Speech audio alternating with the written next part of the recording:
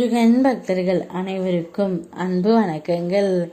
என் அன்பு குழந்தையே, உன் துணையின் ரகசிய உறவை பற்றி திடுக்கிடும் தகவலை கூறவே உன் அப்பா நான் இங்கு வந்திருக்கின்றேன் தங்கமே.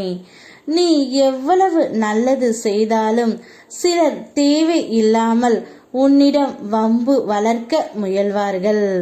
அதை விழிப்போடு இருந்து நீ தவிர்க்க முயற்சி செய். உன் கடமைகளை நீ சரியாக செய்து வருகின்றாய். அதை நான் பார்த்து கொள்கின்றேன். அதற்கான பலன்களை நீ பெற தகுதி பெற்று உள்ளாய். உன்னுடைய நியாயமான வேண்டுதல்கள் பரிசீலிக்கப்படும். உன்னுடைய நல்ல மனதை புரிந்து கொள்ள உன் உடன் இருக்கும் உறவுகள் முயல்வது இல்லை. ஆனால் உன் மனதை நான் முழுதாக அறிவேன்.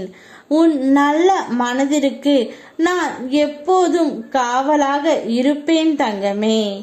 உன் துணையின் ரகசிய உறவு என்னவென்றால், உனக்கு தெரியாமல் அவர் யாரிடம் பேசி வருவது என்று நீ நினைக்கின்றாய். ஆனால் நிச்சயம் அவ்வாறு இல்லை தங்கமே. உன்னுடைய துணை ரகசியமாக எல்லாம் யாரிடமும் பேசவில்லை. அவர் மனதளவில் உன்னை மட்டுமே நினைத்து கொண்டு இருக்கின்றார். வேலை பளுவால், வேலையின் காரணத்தினால் யார் யாரிடம் பேச வேண்டிய சூழ்நிலை ஏற்பட்டு விட்டது. அதனால் மட்டுமே அவர் சென்று தனியாக பேசுகின்றார். ஆனால் அவர் மனதளவில் நீ மட்டும்தான் இருக்கின்றாய் தங்கமே. நடந்ததை நினைத்து வருந்தியது போதும். அனைவரும் கைவிட்டு விட்டார்கள் என்று எண்ணும் வேளையில் என் கரம் உன்னை நோக்கி வரும். அதை இறுக பற்றிக்கொள். நான் எதையும் கவனிக்கவில்லை என்று மட்டும் நீ நினைத்து விடாதே. அனைத்தும் என் அனுமதிப்படியே நகர்கின்றது. அனைவருக்கும் கர்மா என்பது நிச்சயமான ஒன்று. நீ யாருக்கு எதை செய்தாலும் அது இரட்டிப்பாக திரும்ப கிடைக்கும். ஆகையால் நன்மையே திரும்ப திரும்ப செய். அவை இரட்டிப்பாக உன் அப்பன் முருகன் நான் உனக்கு திருப்பி கொடுக்கின்றேன். எதிர்மறை எண்ணங்கள் மிகவும் ஆபத்தானது. ஒரு நொடியில் அது உன்னை எதுவும் செய்ய வைத்து விடும்.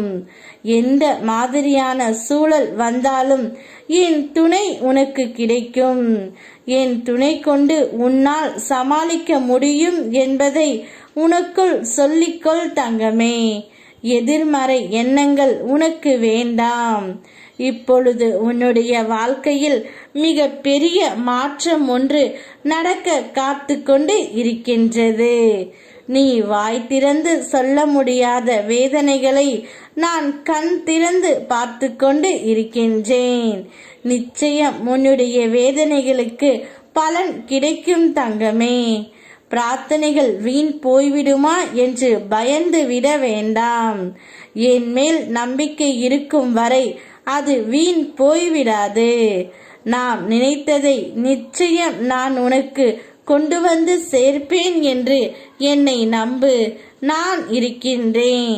இனி எல்லாம் நல்லதாகவே நடக்கும். யாம் இருக்க பயமே. ஓம் முருகா.